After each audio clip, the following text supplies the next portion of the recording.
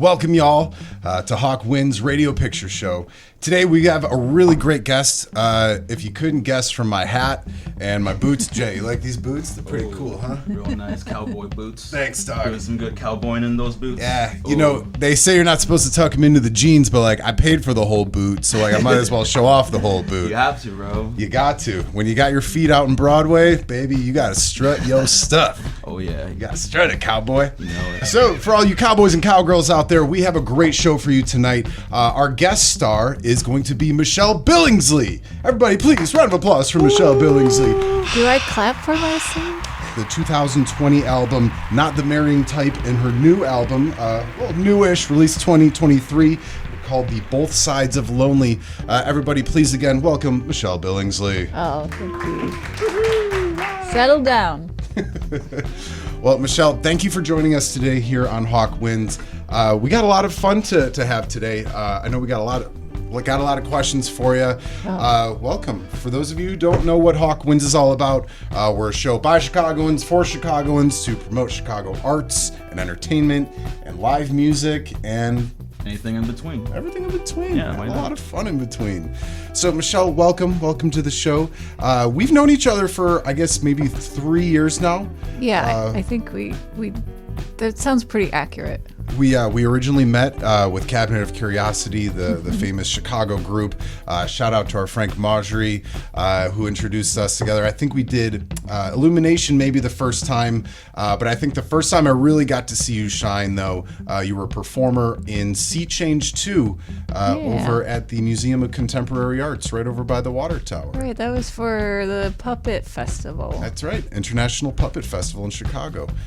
For those of you who haven't checked it out, it's a really cool event. They got a bunch of cool puppet shows all throughout the month. Definitely check it out next time it comes around in town. Yeah, you did some sets for that, right?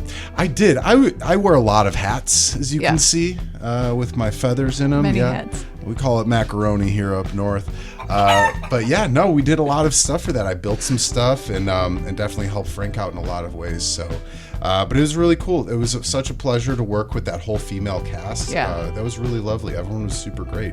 Frank's really good at bringing a lot of female empowerment to projects that he does. I really appreciate it. Outside of that, you're a wonderful singer-songwriter, country musician, honky-tonk, grassroots. I gotta ask, when did it all start? Where are you from, and what got you into country music? Oh, geez. Okay, I'm from Michigan. We're at on the mid. Here.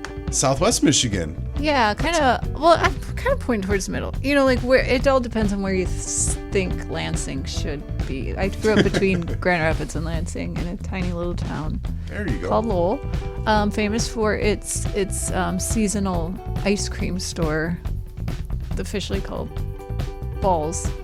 What? Some cold snowballs. Yes, it was run. I think they're trying to sell it, but it was a family-owned place run by Balls family. Harry and Rosie Balls. God, those are the worst names. Really? Ballsy people. Woof. Yikes. So they have great chili dogs. So originally from Southwest Michigan, now as Michiganders would call you, you might be a FIP. What's that? Oh, you haven't heard this? The acronym? Do you know this, Jay? I have no idea what that is. Please explain. FIP or FIB for the Michigan folks or the Wisconsinites. That's what they call people from Chicagoland area that like travel up to Michigan or Wisconsin and they have cottages and stuff there. They call them FIPs or FIBs. Fucking Illinois people. Or if you want to be offensive, it's fucking Illinois and, you know, the B word. So, Michelle, you grew up in Southwest Michigan. Was it more rural there, or you kind of, what was your small town like? Yeah, I grew up outside of town. Lowell's pretty small still, but I grew up technically in the country. I guess we had goats that my mom milked for milk in the morning, and we had chickens and turkeys and grew our own food. Very cool. Homesteader is what they call them now. Homesteader? Yeah. Or living off the land? Living off the land, yeah. We lived in a log cabin that my grandfather built. Wow. Got a bunch of logs delivered, and then, yeah. That's so cool. So you really are grassroots then, honey. That's really cool. That's really terrific. So Yeah. when did it all come into play with the country music then? When did you first pick up your first instrument? Oh, I'll tell you. Where did it all start? I tell you. Tell. I lived in LA for a bit. I was trying to do the acting thing. Realized, they say small fish in a big pond. Like you're in the ocean and you're a piece of algae. And I was like, I'm not gonna stick around for these numbers games. So I moved to Chicago next, and I started taking voice lessons from Hillary Feldman, and she was part of the Chicago Cabaret Professional Society. So then I was like, hey, I'll just do cabaret down at Davenport's on Milwaukee, the piano bar. Oh yeah. Shout out Davenport's. Love that place. Oh, yeah. Terrific place. So yeah, I just made so many friends there, would hang out there and do a couple shows. But then I got to the point where I was really uncomfortable singing because I didn't know what to do with my hands. And I was just sitting on a bus, I think, or waiting for a bus, and Old Town School of Folk Music they put adverts on the side of bus shelters. And I was like, oh, I have a guitar. Guitars take hands. So I signed up for a guitar class Pretty cool. and took my first guitar class, I think, in 2011, which is now a long time ago, but up until recently did not feel like that much. So, who were some of your big music icons growing up? What made you want to fall into piano? Were you forced into it by your Forced into parents? piano by parents, yep. I still have the piano, though. It ended up at my house. Really? Right, yeah. Yeah, so I have that. I don't play it that much, but I know how to. That's very cool. Musical influences is Mr. Leonard Cohen. I didn't get into Bob Dylan at all, but Leonard Cohen occupied my brain for years and years. Very cool. Awesome. Well, we could definitely tell in what you sing and what you write about. Your lyrics are fun. They're provocative. They're edgy, as your Spotify bio would say. You're not afraid to shy away from certain subjects that are taboo, that a lot of uppity-nosed female country singers might, have a hard time singing about. But you do it in such an elegant way. Kudos. Well, that's what I think that's what I liked about Leonard Cohen's lyrics. If you listen to him, he's talking about, we can say that word, right? Yeah. Fuck yeah. He's talking about fucking a lot of the time. He's usually talking about how beautiful women are and then about what he wants to do with them. So I got this beautiful education and like being obsessed with being able to talk about things that are happening without people knowing that that's what you're talking about. I feel like his songs, you can just kind of just let them pass by and you're like, oh, that's a great song, until you start listening to the lyrics and you're like, wait, what is happening? So I liked that, being able to slip a little specificity into my lyrics. I totally took that from him. Very cool. I love that. Again, if anyone who's out there who hasn't listened to Michelle's music, I highly suggest it. She's on Spotify. Yes, she's on please YouTube. follow me on Spotify. I need Like some her, numbers. follow her. Yeah, share her music videos. They're all really great. One of my favorite songs of yours, Kangaroo Court. Kangaroo Court's of fun. It's rhythmic. It sets a cool tone. Who are the background singers in that? So before I started my band, I was in a all-female folk trio called $11 Supper with my friends Amanda Heelan and Samantha Costas Mills. Amanda moved to Nashville first, and then Sam had a baby, so the whole thing kind of dissolved. But for one very epic year, we played very fun shows, three-part harmony.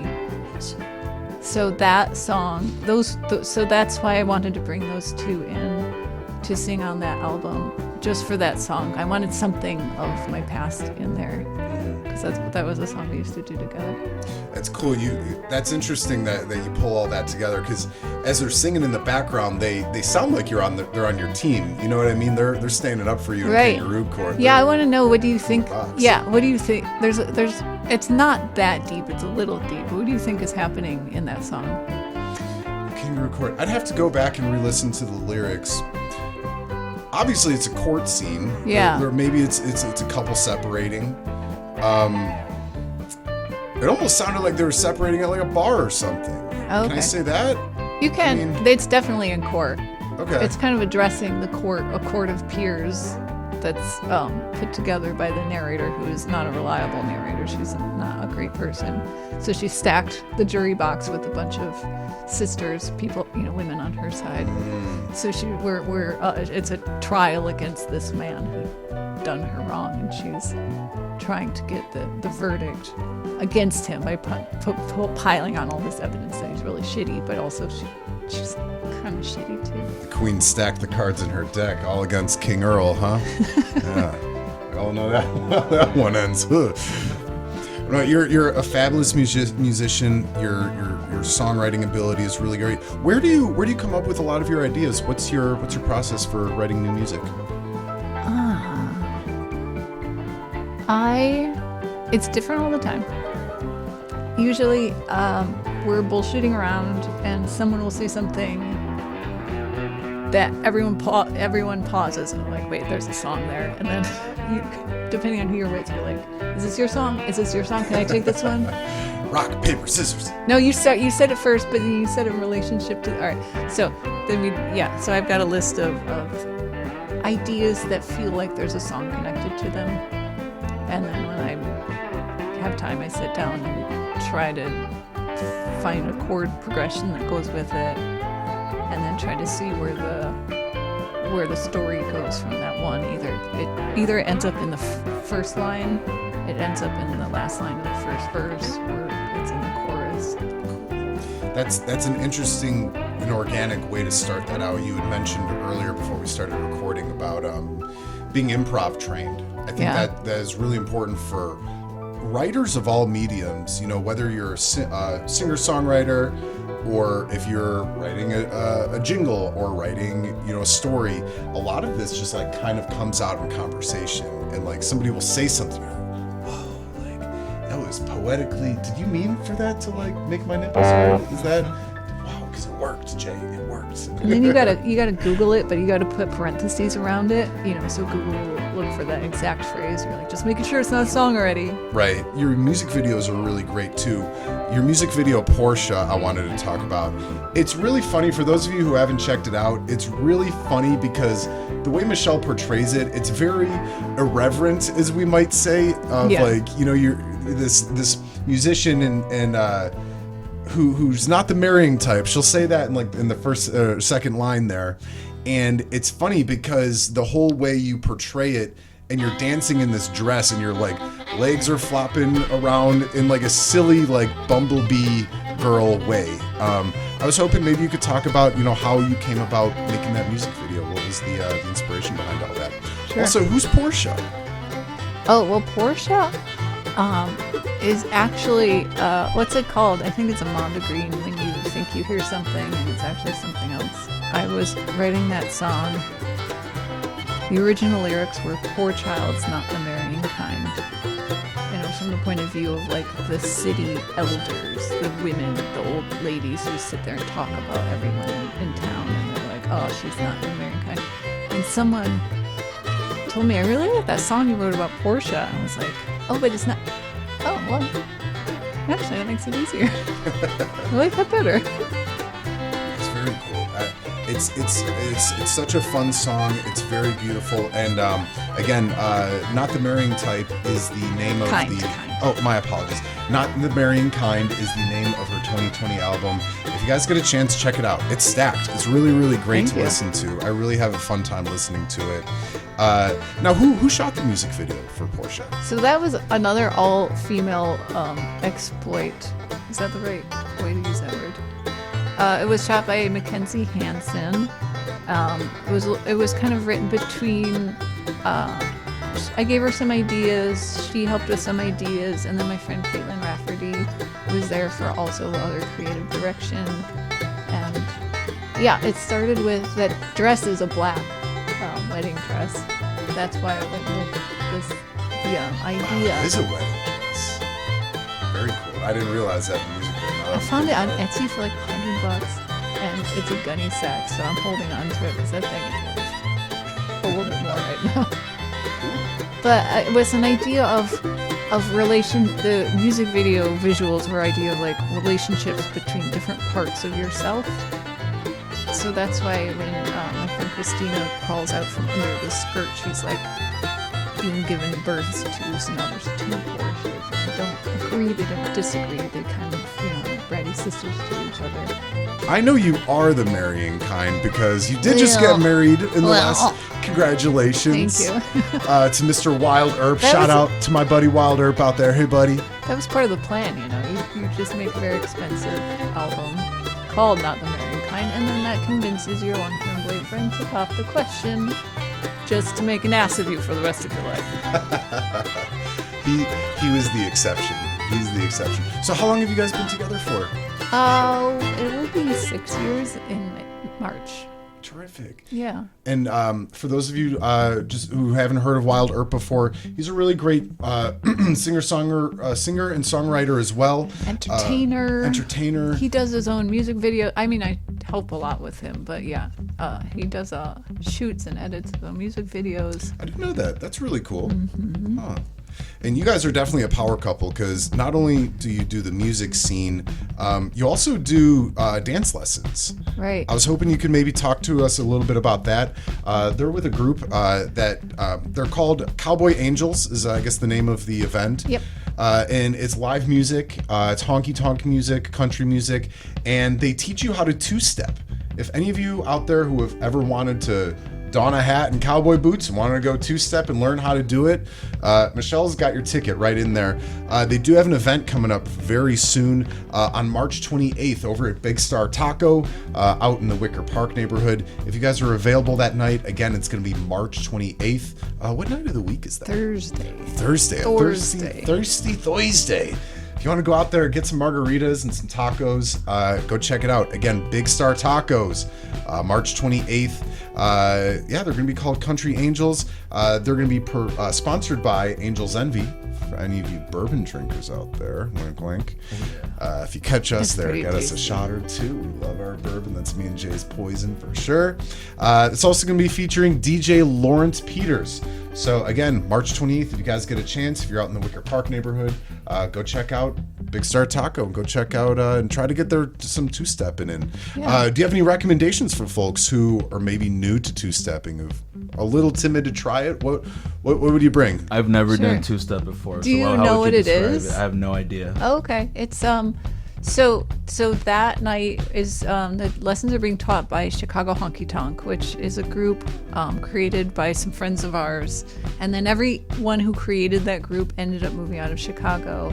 So Earp and I were like, wait a minute, this was such a nice community. So we asked them for the passwords and resurrected Chicago Honky Tonk. So we're the two behind it. He does more work on it than I do.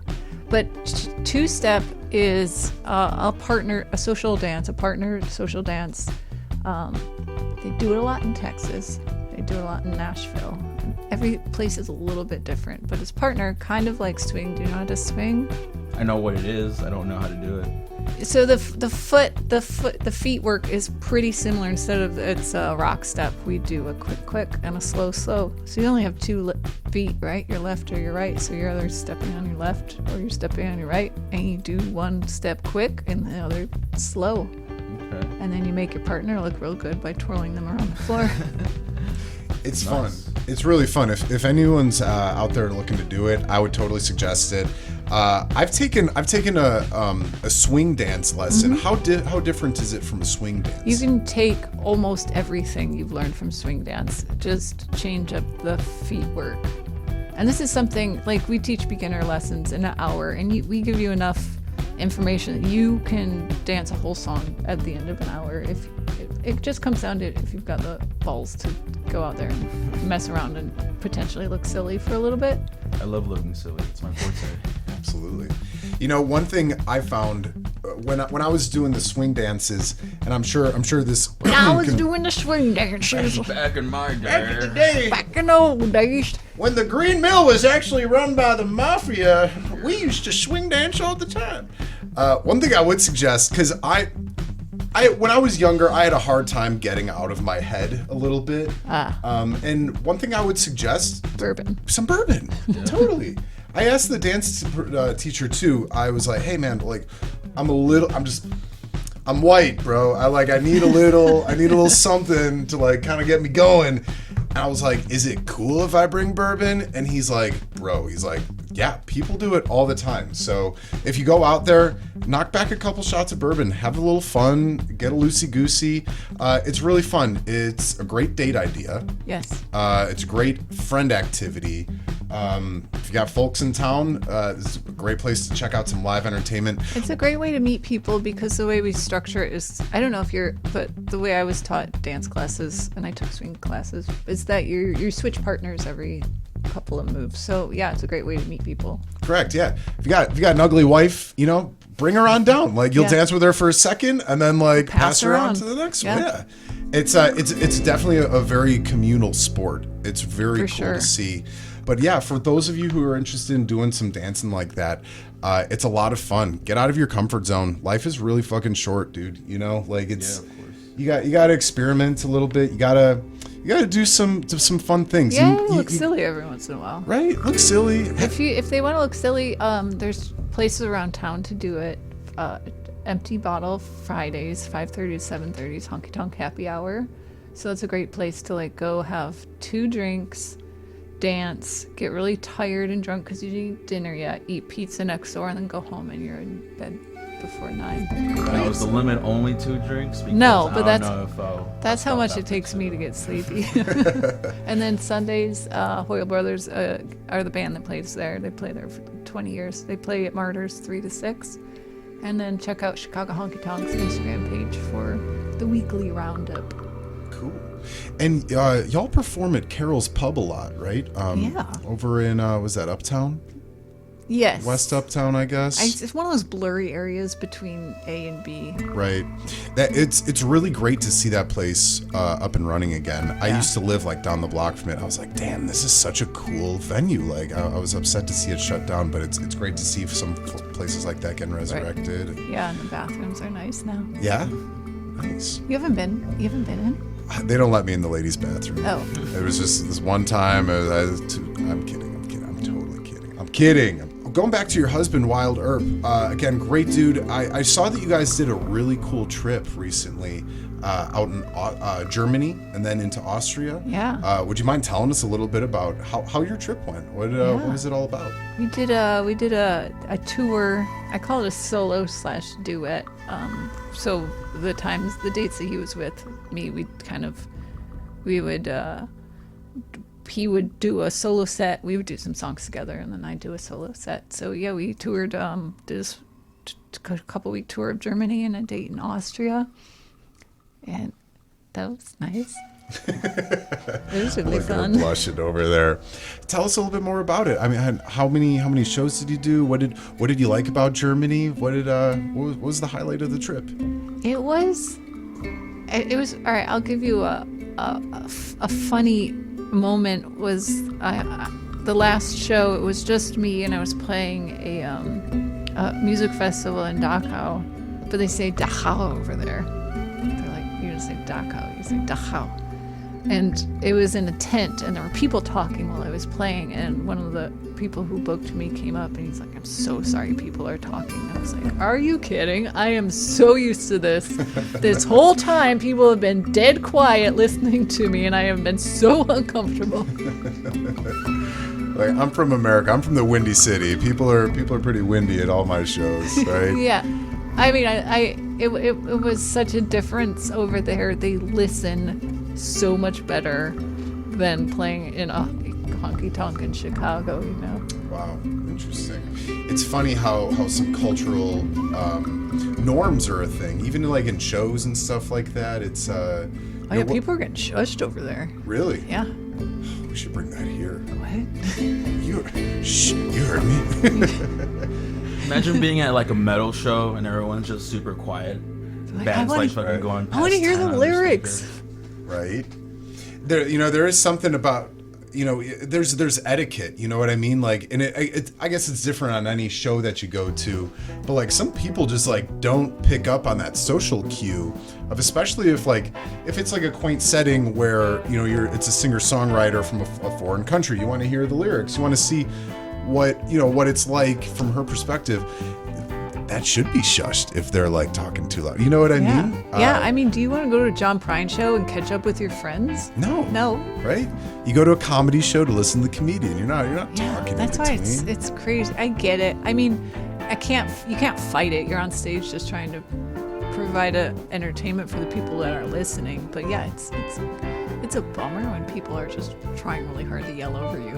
Right. I'd rather take a cell phone to the face than someone talking during like a performance that I'm doing. You know what I mean? Or even if you're just trying to watch a show and enjoy it, and someone's just chatting and bumping into you and like spilling their drink on you. Yeah. I get crappy. It's like that everywhere. You know what I mean? So outside of country, what else do you listen to? What's what other kind of music do you listen to? I don't think I do. We can skip this question. Okay. I think I just listen. Roll the tape. I just listen to country music. That's good though. That's good.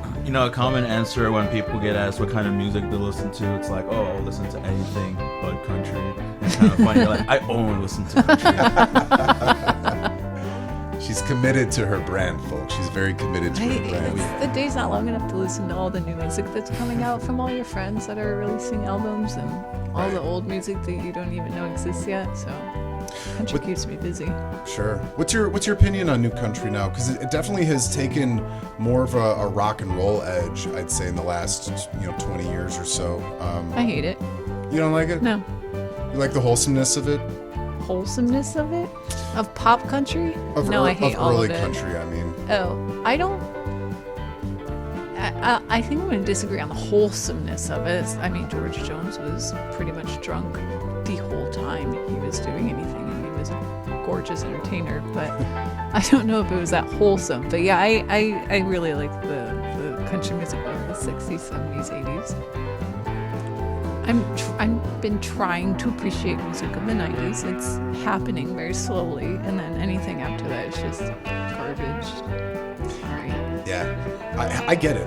It's and I think that's a lot of people have kind of that stigma around country from newer country, where it's a lot of the same. It feels slick. It feels derivative and designed, engineered by other people with deep pockets to appeal to the most number of people as possible. And I feel like art should exist for art's sake.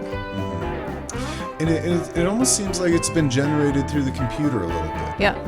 That's what it feels like. It feels like programmed to be a cereal box to sell the most cereal of all cereals. So sure. I don't get it. It's processed. It's all processed. It's not organic. And maybe that's like, kind of the appeal of a lot of country music for folks is that it's not this processed, computerized, digital thing. It's raw. It's organic. Someone's singing, their breath might smell like whiskey, but like, they killed. But it's the truth. Yeah, it's the truth. It's 3 quarts. And 3 quarts, and they killed the chicken that laid the egg that morning, and they're having that for dinner. And I don't know. I think You there's usually don't kill the chickens that are laying eggs. They kill the roosters or the non-laying. Oh, I didn't know that. Excuse me. Yeah. Michelle, can I ask you a personal question? Have you ever had to kill a chicken before? I haven't, but I know how to. And there was a time when we did eat a chicken for dinner that was being an asshole that morning, but it wasn't an egg laying. What's an eggling? Egg laying. Egg laying. Gotcha. Egg laying chicken. It was a rooster. Did he have a name? Big Wattles. Big Waddle. He deserved to die with a name like Big Waddles. Big Waddles. He had big ones. Big Waddles. The big cock. Big Waddles. Is that inappropriate? That's speaking of animals, on a positive note of animals, you have a very cute dog. Can we talk about Junebug for a little while? Yeah, sure. Yeah, she's pretty fat right now. She puts on this sleek winter thickness. We call her a seal. She's a fat, chunky dog. She's a very cute dog.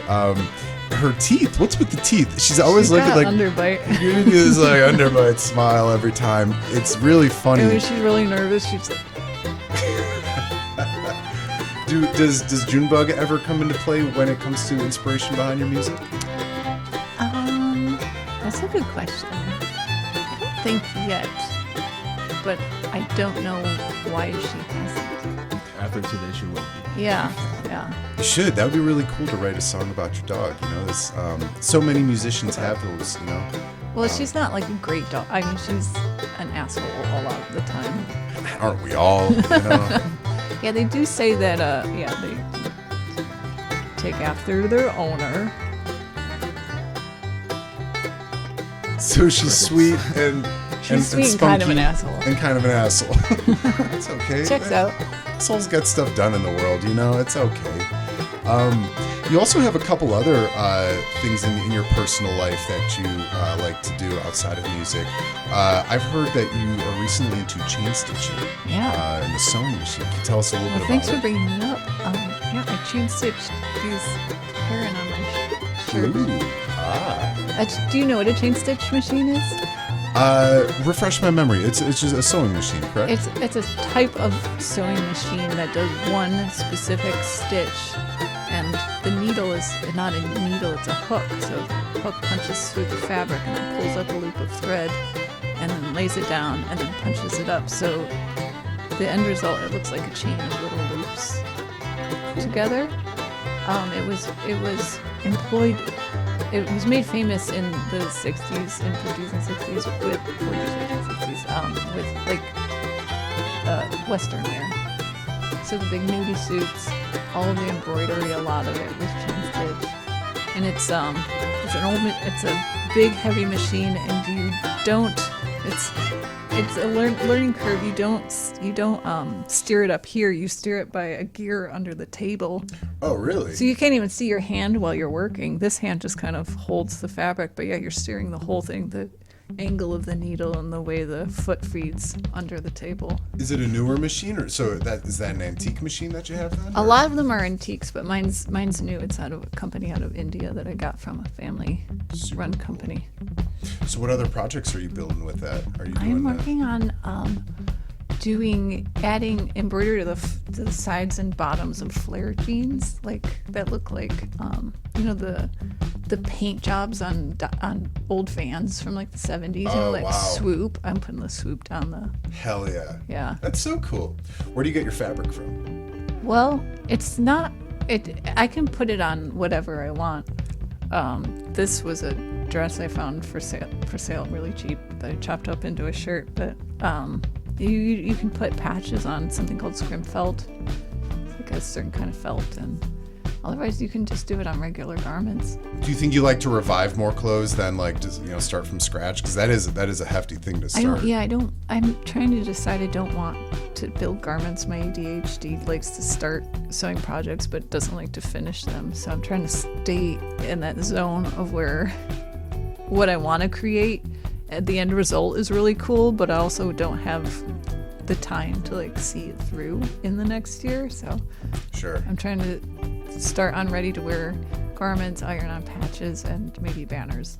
Cool. That's super cool. Because you have an aesthetic. Like you have a very. What would you define as your style aesthetic?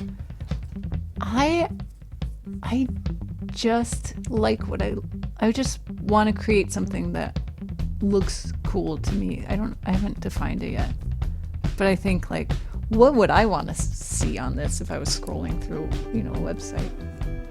Totally.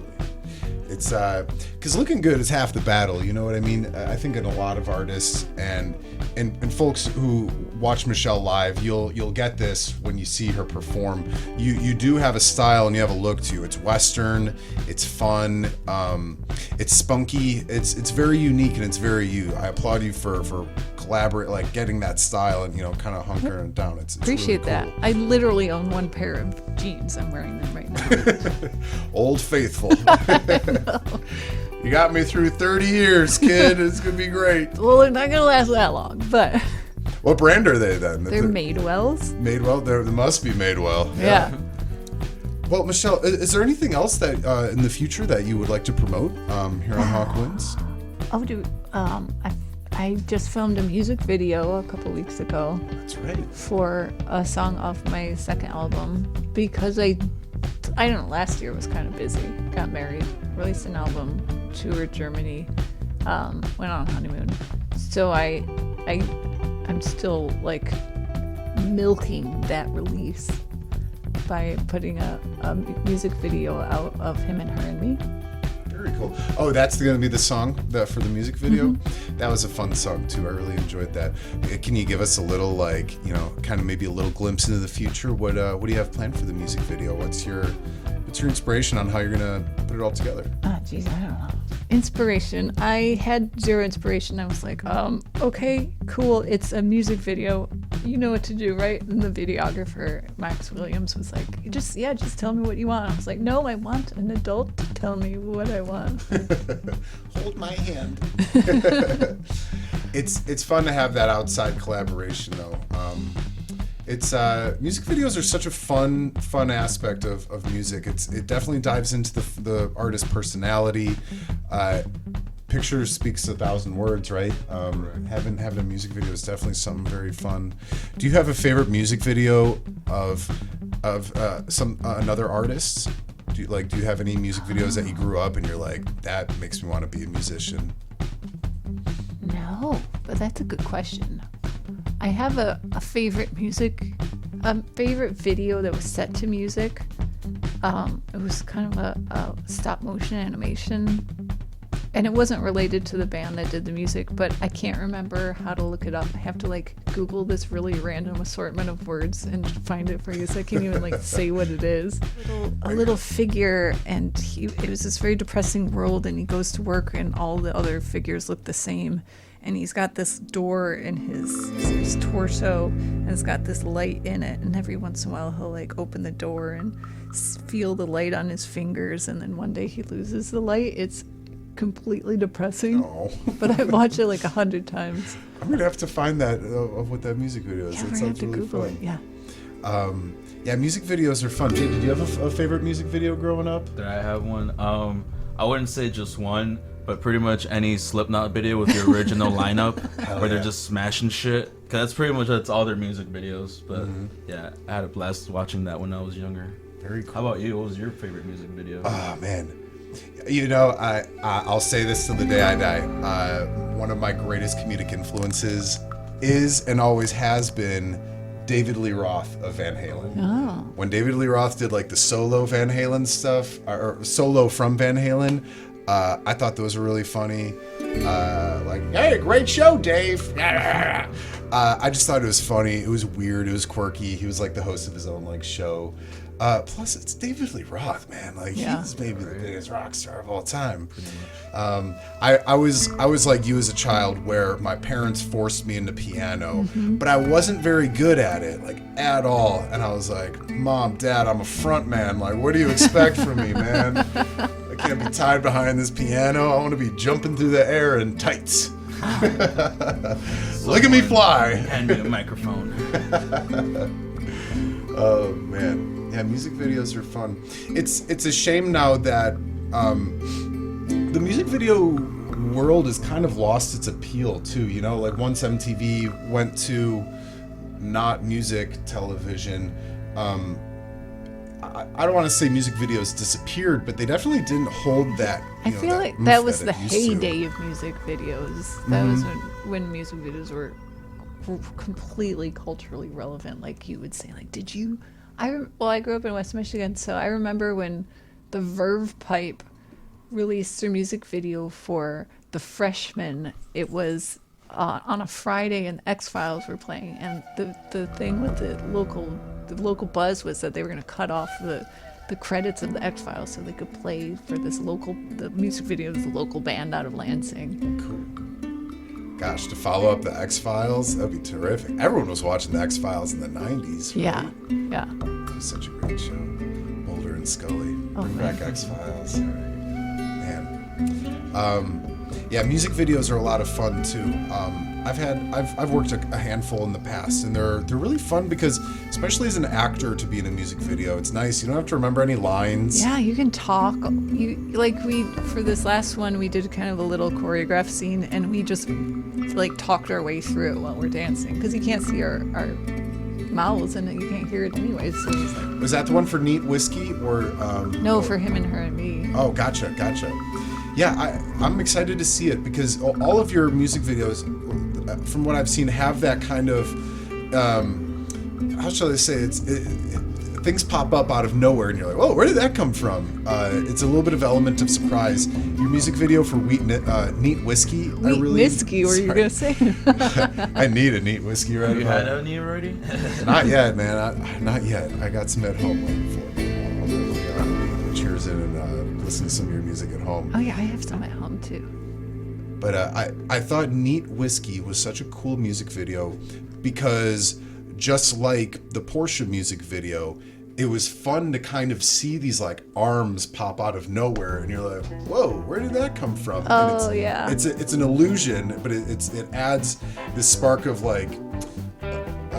curiosity, of wonder. You're like, whoa, who's out there? It's a story told in a very tight, unmoving frame. Actually, Earp came up with that idea and basically shot most of it.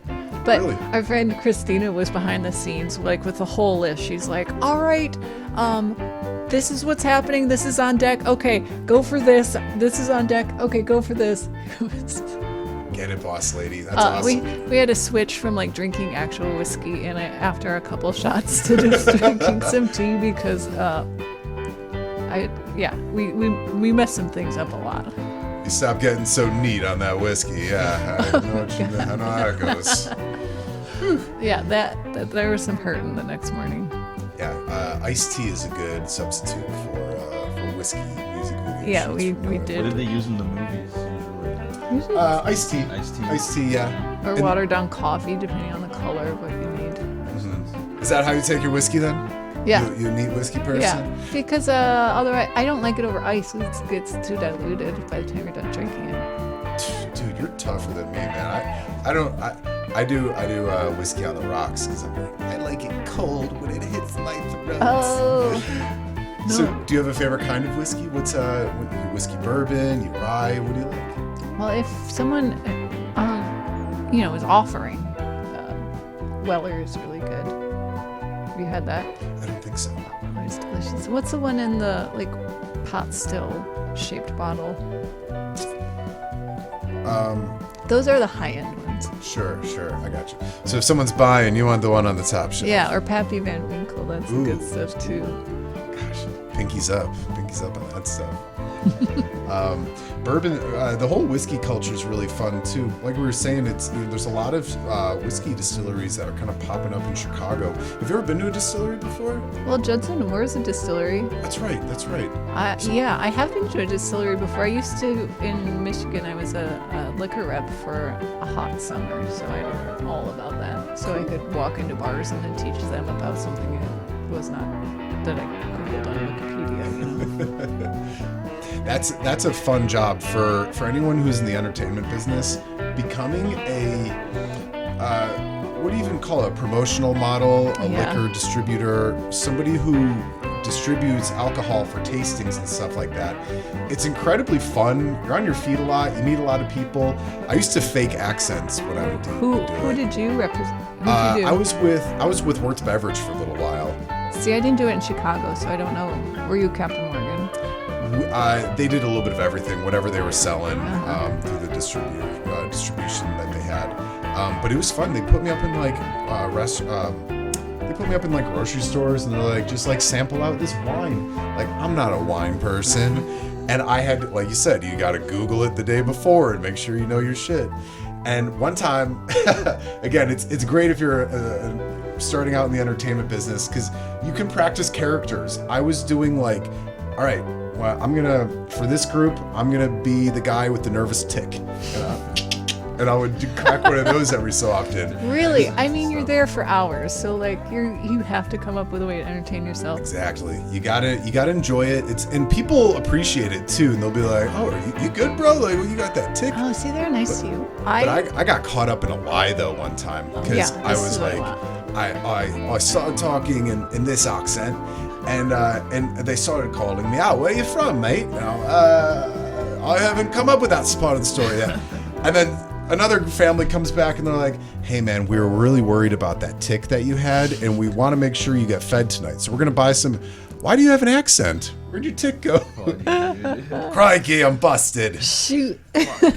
Best to just come clean afterwards. But they were mean to you though? I got fired I worked Costco for a little bit once in Michigan, and I got written up on my first day there because they put me in the back sampling of the shepherd's pie, and this family came up and the dad it felt like he was doing this on the way up, like, watch this, and he's like, yeah, this is good, like, where's the meat from? And I was like, a cow.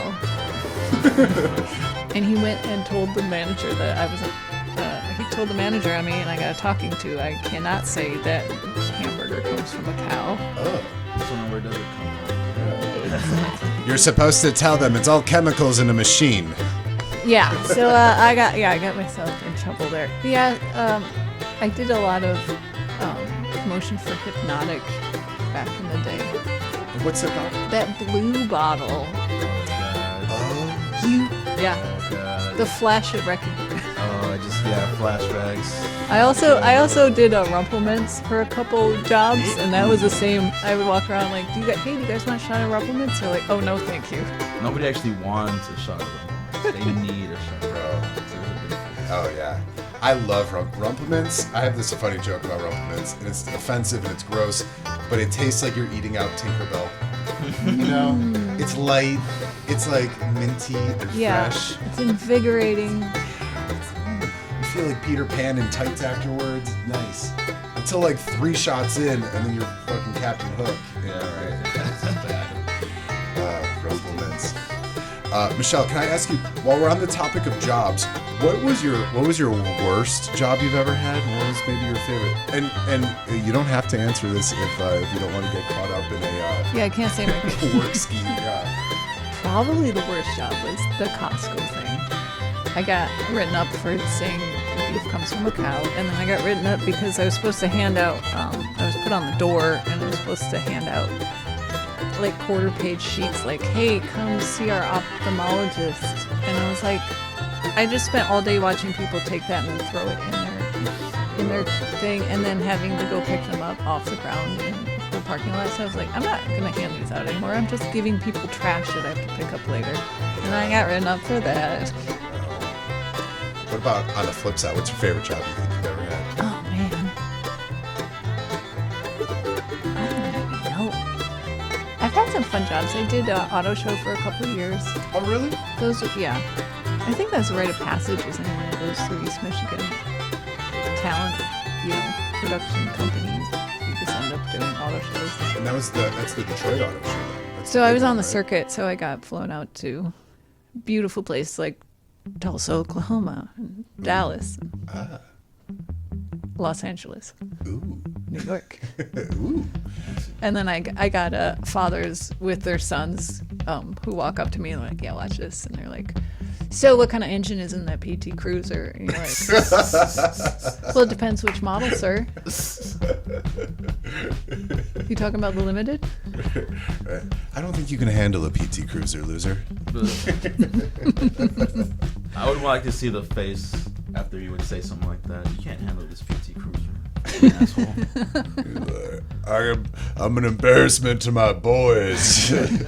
Oh no. I tried to show this perfectly lovely looking girl up and make her day a living hell just to show off in front of my children again. I'm trying to be a positive role model, but here I go, fucking sticking my foot in my mouth. No, I will say my favorite job is like going on the road and getting paid, especially in Germany, to get paid.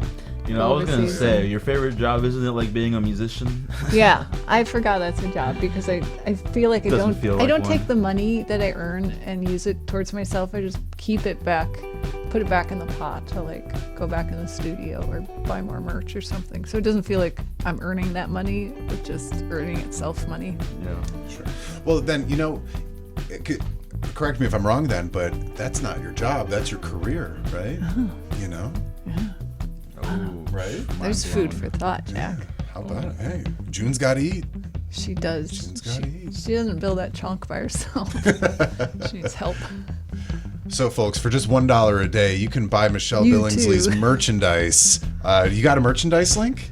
Yeah, it's my albums are up at westernmythrecords.com. Cool. We'll definitely put the link on the video here for you. Yeah, please. For folks out there, again, please support Michelle. Buy some of her merchandise.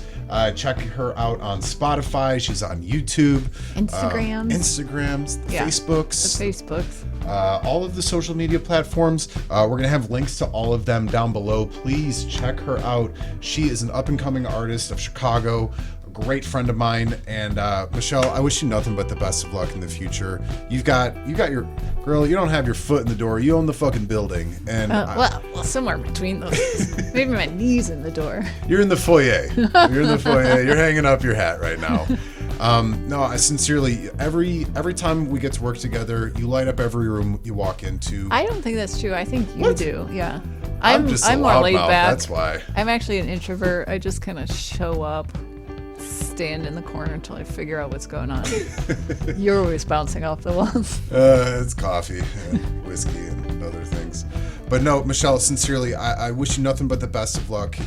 You have a beautiful future ahead of you.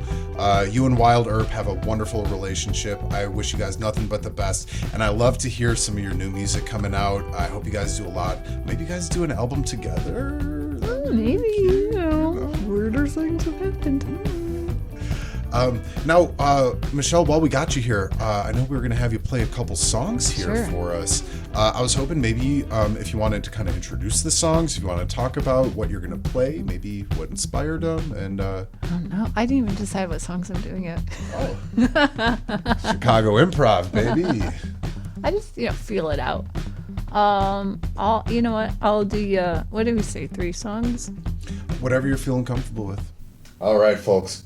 Well, I hope you're having a fun time here on Hawkwind's Radio Picture Show. We got a little bit extra for you. Michelle Billingsley is about to perform a couple songs. So, Michelle, take it away. You. Thanks. This one is called I Love the Way He Says He's Sorry. It's off my second album.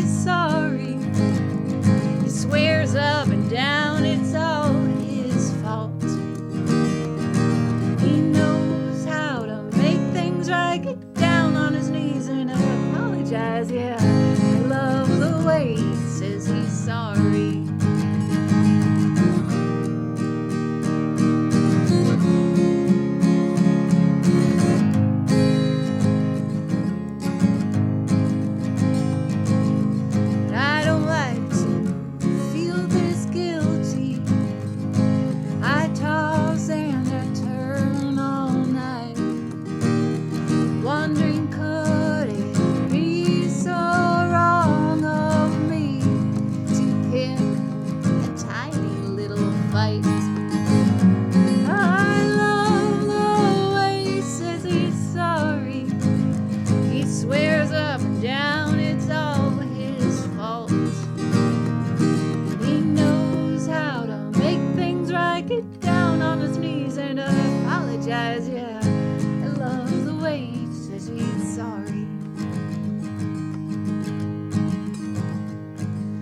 Well, too bad that's all now ancient history. Didn't work out too well in retrospect. He's out there making someone else happy. Bet it's with an argument. I loved the way he said he's sorry. He swore up and down it's all his fault. He knew how to make things right. Get down on his knees and apologize. Yeah, I love the way he says he's sorry. Yeah, I love the way he says he's sorry.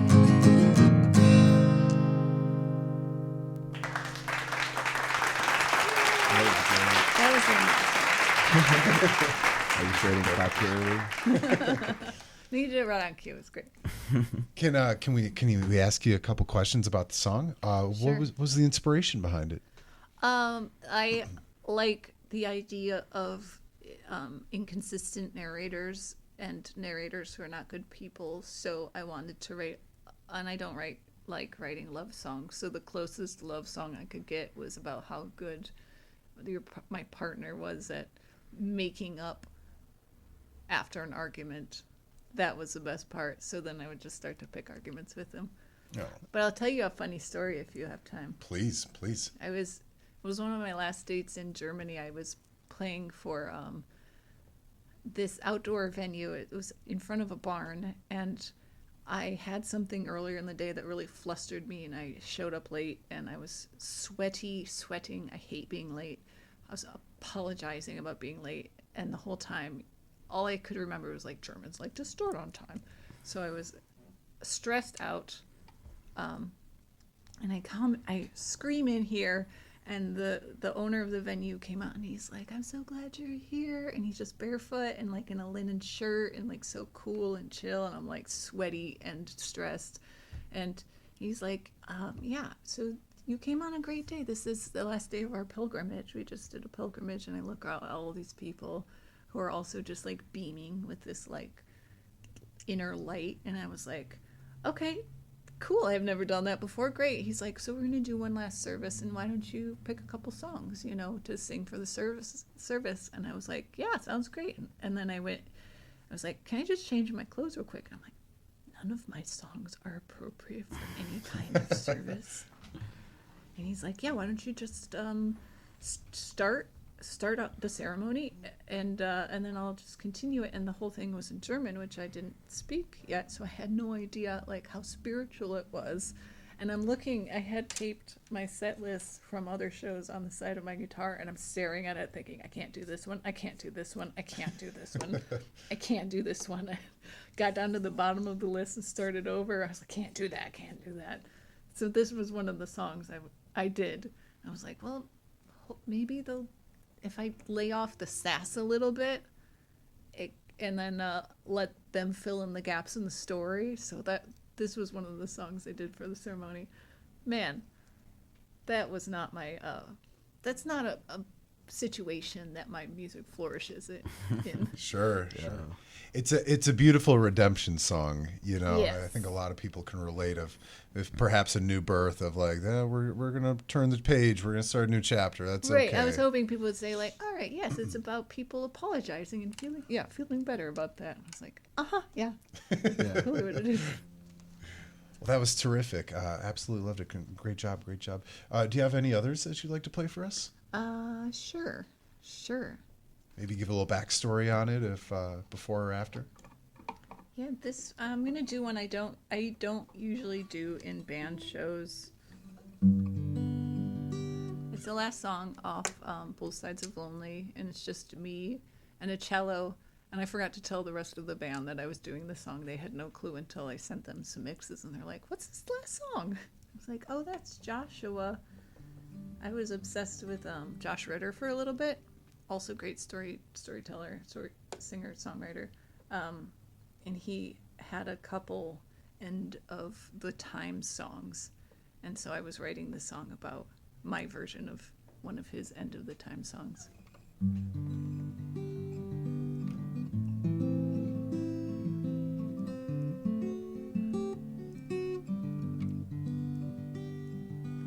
Joshua, have you heard? It's the end of the world. Even the mice are running. Word is from the top, there wasn't even a war. Just someone fell asleep on the button.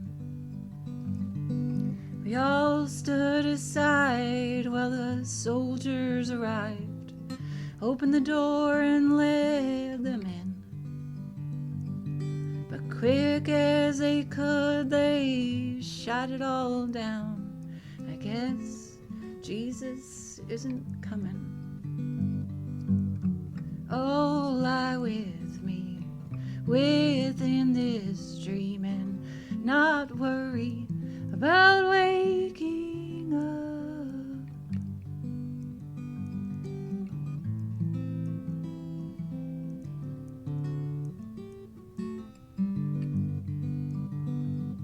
I could tell where we are if I could see any stars, if only the horizon stopped glowing.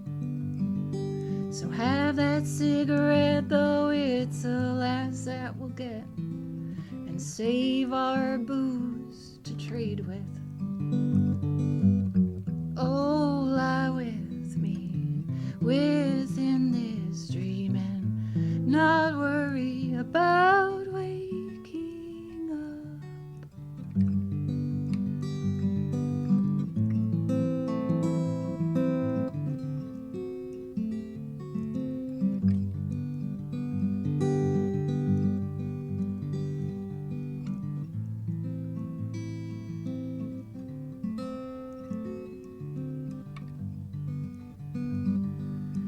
I have one request.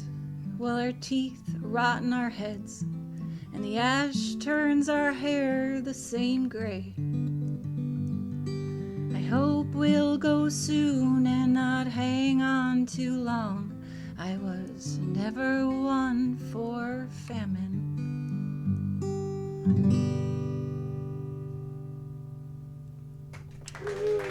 That's my little cookie.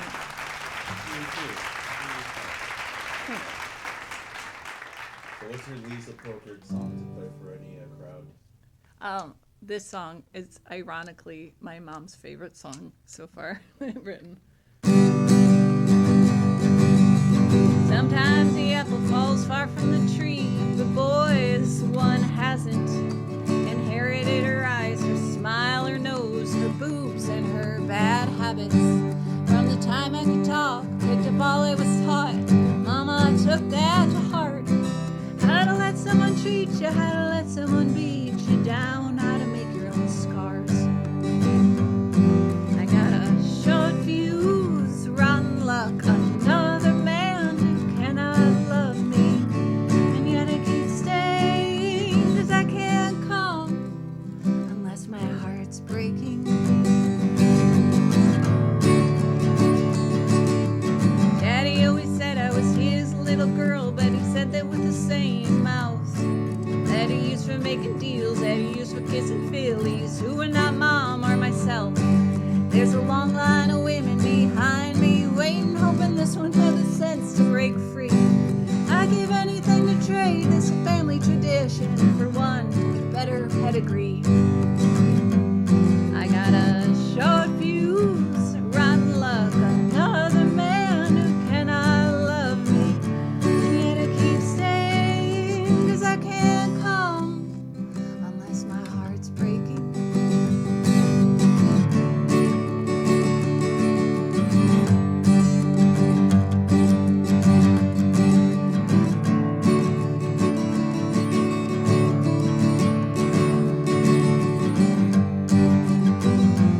I got a short fuse, rotten luck, another man incapable of love, and yet I keep staying, 'cause I can't come unless my heart's breaking.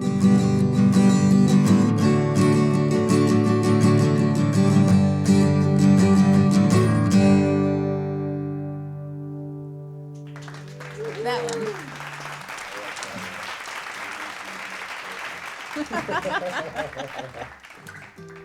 It's a lovely song. For those of you just listening now, this song is called Mom Jeans by Michelle Billingsley. So that was inspired by your mom then? I was talking, it came from looking in the mirror, and I was like, that's my mom's nose, and those are my mom's eyebrows, and it was just too much to see her in myself at that time. So that's what kind of got me started on that song. That's cool. But then I liked the line, I can't come unless my heart's breaking. Yeah. I was like, can I write this? It is edgy. It's a subtle edginess. I love it. It's very pretty. I have a story about that song. I liked the song, and I kind of forgot what it was about, and I was in the car with my dad and his mom, my grandma, and I was like, do you guys want to hear some mixes? And they're like, sure. And that song came on, and I was like, oh no, Dad was not supposed to hear those lyrics. He's in the back seat sweating. I was like, what did I do? Can I jump out of this car? And what did Grandma think? I don't think she listened. I don't think she could hear the words. That's what I tell myself. Yeah. She just maybe enjoyed the flavor off the top of it. It's just a fluff piece, maybe. It's not about anything. Oh, it's a very lovely song. Again, for those of you who haven't heard Michelle Billingsley yet, please check her out on Spotify, check her out on YouTube, all the social media platforms. Michelle, again, we wish you nothing but the best of luck. You got pretty stacked. It was funny. We were going through before the show. I was like, yeah, like write down some upcoming shows you got going on. We'd love to promote it. And she was sitting there like writing a damn novel. As we say in the business, girl, you are booked and blessed. And we wish you nothing but the best of luck in all of your future endeavors. Again, thank you so much for swinging on by today. We really greatly appreciate it. Me and Jay had a wonderful time with you today. So thank you, Jack and Jay. Thank you so much for coming. Oh, you guys are sweet. Oh. Well, Jay, what do you say we send this puppy out, huh? Well, ladies and gents, this has been Hawk Wins. I am Jay Smooth. My name is Jack Dwyer. Jay, I think last week we told everybody to be kind and do some sort of random act of kindness. I got another message I'd kind of like to send out to some folks. This week, everyone should just be evil. Well, no, be your own villain, perhaps. That's yes. what Satanism is about. Yes. Hey, who am I to judge? As long as you believe in a higher power. I'm going to challenge everyone out there. Instead of doing some random act of kindness, I want you to do something that is going to get you out of your comfort zone. I want you to wear the hat. I want you to wear the cool pants that you might not be feeling in the moment. Go out take there. Two-step lessons. Yeah. Go take two-step lessons. Wear the cowboy boots. Life is too short, man. Life is way too short to just sit back and watch everybody else have a really good time. At the end of the day, we're all going to die anyways. So, write a good story. Be the hero or the villain of your own story. Do something you normally wouldn't do. Buy the ticket, take the ride, maybe. Yeah, that's going to be our piece of advice. Any other thing you want to send out to the world, Jay? Damn, you got me on the spot now. I'm sorry. Just go do something evil. Or good. Mediocre. But have fun doing it. Most importantly. Michelle, do you got any last words you want to send out to the world before we close out the show? Shit, no. Nothing at all? I like your idea of do something scary, because it's too easy to stay in our safe zone. Right. I think it was Eleanor Roosevelt who said that life begins at the end of your comfort zone. There you go. So She's smart. She's very smart. The whole Roosevelt family, they're pretty cool.